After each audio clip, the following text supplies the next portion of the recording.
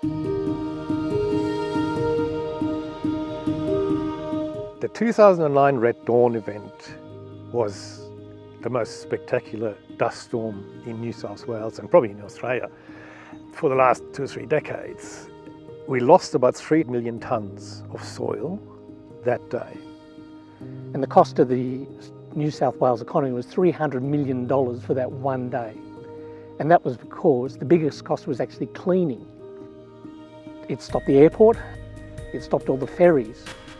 The first reason we watched for dust was it was an indicator that basically that the soil was eroding. That's not a good thing for our soil resource.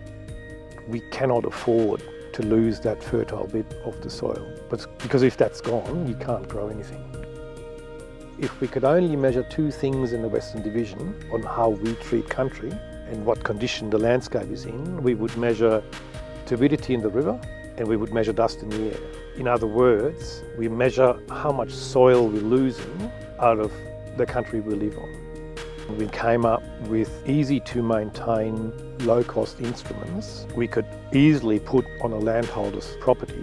It was all very quick to install and quick to move somewhere else. That's how DustWatch started.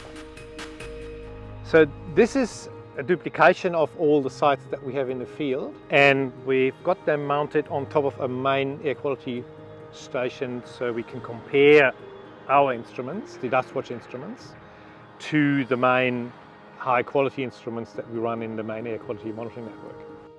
So these are all mobile dust monitoring units that we could post out to people. The community would then manage these instruments by maintaining them, and at the same time they would write down observations. So we got all this local information, which is really, really, really powerful. And over the years, those community members have been really the backbone of the program.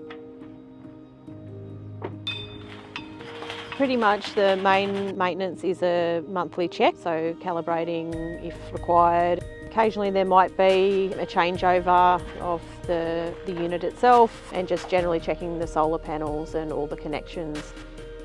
Going through a dust storm, it's generally close the windows, turn the air conditioning up to try and pressurise the house to keep it out. We're fortunate in our house we don't have family members that are asthmatics, but I know of plenty of people who have children or members of their family who have issues with asthma. Throughout our region we've seen fences silted up and troughs when in an extreme year. So the big thing that DustWatch has done is provide information to landholders to encourage them to use their own management practices to change. So the main change has been we are maintaining more ground cover through all those different things. We use less cultivation, better stock management, and we also move stock out of country a lot faster and we burn less. And the reason that's so important is the ground cover is the key mechanism to control wind erosion, and wind erosion creates dust.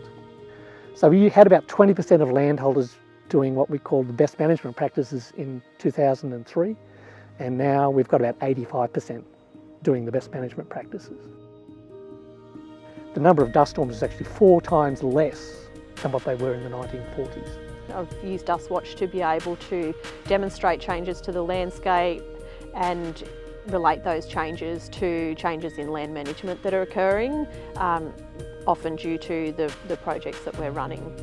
DustWatch and the Rural Air Quality Monitoring Network is just part of our response to managing dust and air quality in New South Wales. It provides valuable information that flows into our chemical transport models and our air quality forecasting systems. These models allow us to predict future dust, not just a few days ahead, but also project what dust might be in the New South Wales environment many decades ahead under climate change.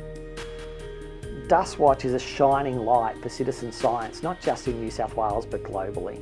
The ability to work with volunteers to implement a scientifically robust citizen science program is exceptional.